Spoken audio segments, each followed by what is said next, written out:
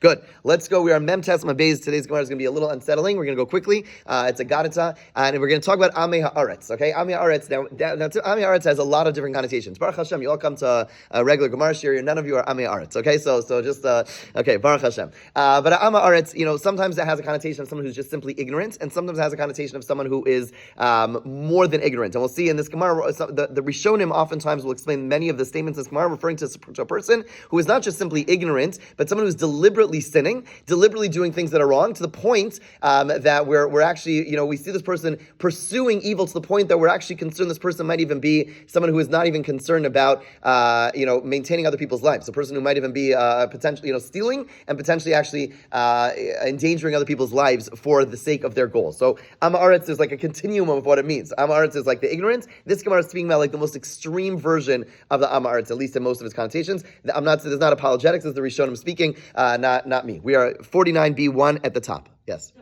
So that's who you said before. I thought you were just saying like a regular Jew that wasn't a scholar.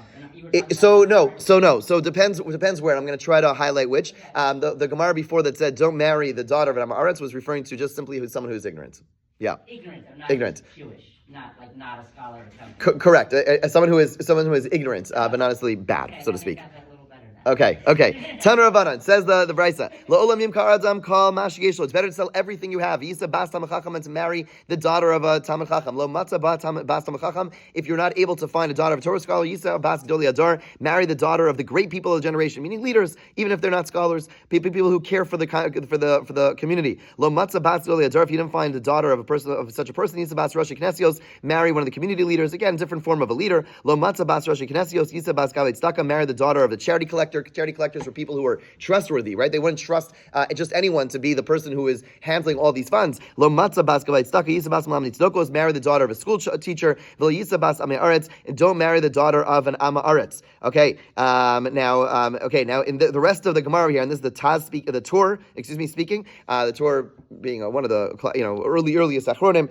We're referring over here to the ama aretz, which you should not marry, which we're about to describe as a person who specifically violates the Torah for the sake of angering God. We're talking about someone who knows God and says, I want to rebel against God, which is like a pretty bad level. We're not just a person who's ignorant. And what does it say about such people? Nation shekets. They're like vermin. Unashosein shetretz, and their women are insects. Valbanosenu omer, and regarding their daughters, it says, Aru shochev im kol behema, cursed is someone who lies with any animal. Okay, so pretty strong language to describe such people. Tanya, Rabbi Omer, Ama aretz aser lechol basar. It is forbidden for an ama aretz to eat meat. Shnemar zos Torah sabehema v'of. This is the Torah, the law of the animal and the bird. But it describes it. The pasuk says those Torahs. This is the Torah, and so we learn from there. Kol osik b'Torah mutar lechol basar behema v'of. Anyone who studies Torah is allowed to eat meat of an animal or bird. V'chol she'eino osik b'Torah asur lechol basar behema v'of. Someone who does not learn Torah is not allowed to eat the meat of an animal or a bird. This actually goes back to our parsha, right? Where this week's parsha we allow God allows Noach and his descendants to eat meat, and there are many discussions as to why. The Radak and others understand the reason why is that through the flood, through the staying in the table for the year, where Noach and his family cared for the animal kingdom, they were actually elevated. By doing chesed for a year straight, for living selflessly for a year straight, it elevated humankind, and therefore they were in a different category than animals. If you're so elevated, that's where you're allowed to eat meat. Before they weren't so elevated, but by doing chesed, they were so elevated. But if you're going to act not like that, if you're not going to act as a refined person, then you drop down that level, and therefore he says you're not worthy of eating meat. Only a person who is really refined is worthy of eating meat. Okay.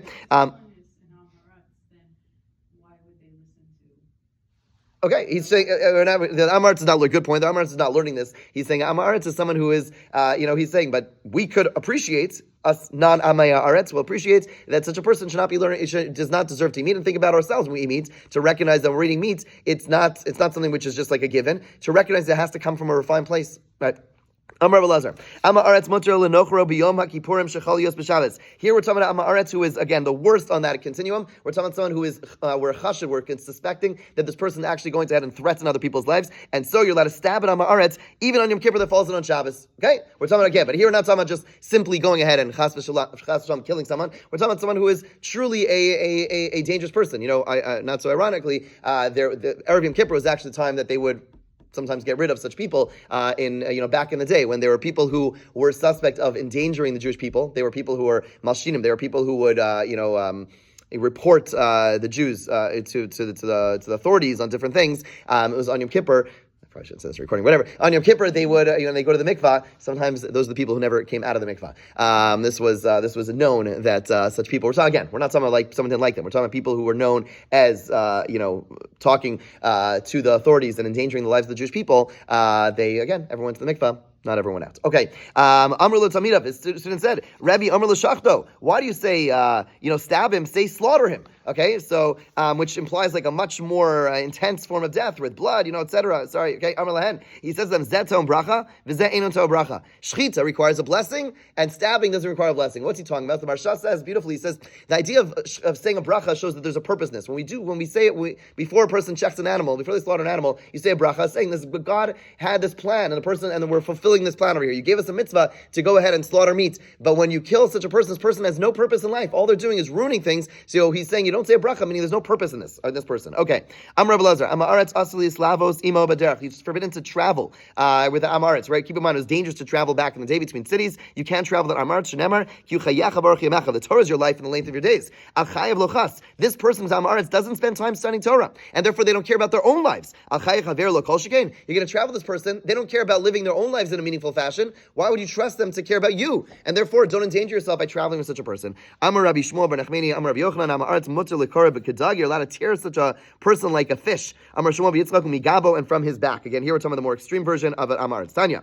Amar Rabbi Kiva k'shayisi Amaretz amarti. When I was an Amaretz, remember, Rabbi Kiva was an Amaretz when he was younger. He says, when I was an Amaretz, he used to say, Mi'iten li talmid chacham anashchenu chamor. Who will give me a Torah scholar that may bite him like a donkey? Amar lo tamidav, Rabbi Yomer kechelev. Why do you say like a donkey? Why not say like a dog? Amar lahen, zeh noshech v'shover etzem. A donkey bites and breaks bones. A dog doesn't bite as intensely, it doesn't break bones. So he's saying, I had such a hate for the Talmid Chacham that I wanted to even break his bones. The Gemara elsewhere, elsewhere says that he felt judged by the Talmid Chachamim, and therefore that's why he had such a vicious hate for them. Okay, Tanya Rabbi Meir Omer, Kol Masi Bitul Amaretz, anyone who marries his daughter off to Amaretz, Kilu Kofta Manicha Lifnei Ari. Okay, so here we focus on the midos. It's as if he tied her up and put her before a lion. Ma'ari Doris V'ochel Ve'en Loboshes Panim, just as a lion attacks its prey and devours her without shame. Af Amaretz Make Uvo Ve'en Loboshes Panim. So to an Amaretz, someone who has no refinement.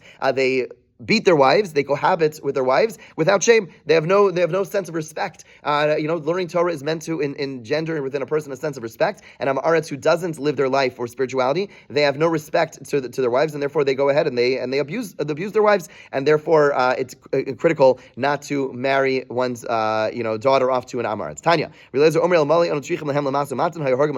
we're not for the fact that they need us. Why do they need us? They write for commerce over here. The Rishonim explain that the Torah scholars were the only educators in the population, not only for Torah knowledge, but you'd go to Cheder. Cheder would teach you Torah knowledge, would also teach you how to do math, and would teach you how to speak Aramaic or whatever.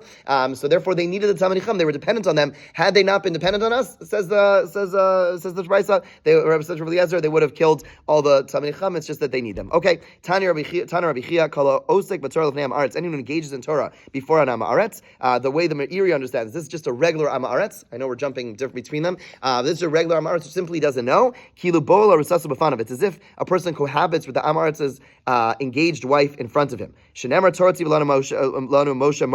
pasuk says Moshe taught the Torah to us as an inheritance. Al tikri morasha, don't read it as inheritance. Rather, the word mosa means engaged. And what this means over here is that the way the Meiri, I believe, is who understands it, is that since Amaretz does not know Torah, it's embarrassing. It's embarrassing when someone engages in Torah. He knows he's supposed to have a relationship with the Torah, but he doesn't have it, and therefore he's embarrassed, and therefore to study Torah in front of him is actually not nice to him. Here it's actually due to sensitivity to the Amaretz. Okay. Gdola sina shesonon Amaretz l'tam chacham yoser misina shesonon umas olam es Yisrael n'shesem yoser mihen. The Gemara says that we know that non-Jews, there's hatred that exists between non-Jews and the Jewish people. He says the hate that Amaretz has towards Torah scholars and the hate of the wives of the Amaretz has towards Torah scholars is even greater than that hate. Tana was on the Brisa. Shana, we're at 49b3. Shana upirish yoser mikulan. A person learns Torah and then departs from the ways of Torah hates Torah scholars more than all of them, right? So when a person knows what it's all about and then moves away from it, so you can imagine the hatred that exists is going to be much more intense, okay? And finally, the Gemara finishes this whole discussion of Amei Aretz with some halachic pieces. Until now, it's been more agadeic. Again, you have to know, and it's hard, we're learning, I appreciate the fact that I know this is a little bit fast-paced, and like, wait, there's so many questions when you learn a piece like this. I get it. I just want you to appreciate that the parallel, when we learn the Gemaras in the halacha, there's also a billion questions which we're not addressing. I'm not saying that's just to recognize, like, Amud Yomi is amazing. Daf Yomi is amazing. But by definition, we don't have the chance in this type of time span to really delve into this. And obviously, each one of these statements needs analysis, needs to be discussed, needs to be understood.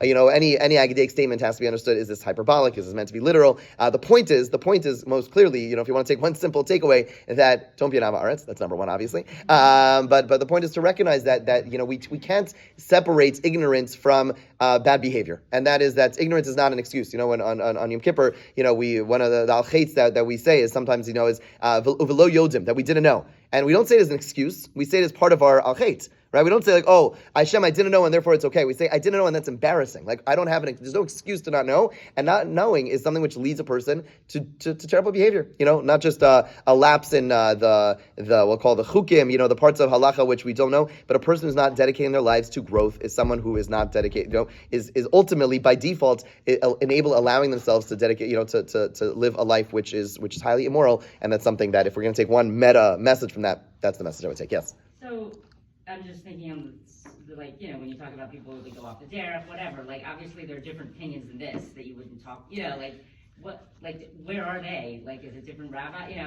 Was there other places like Mara? So in terms of how to I think we have to be clear.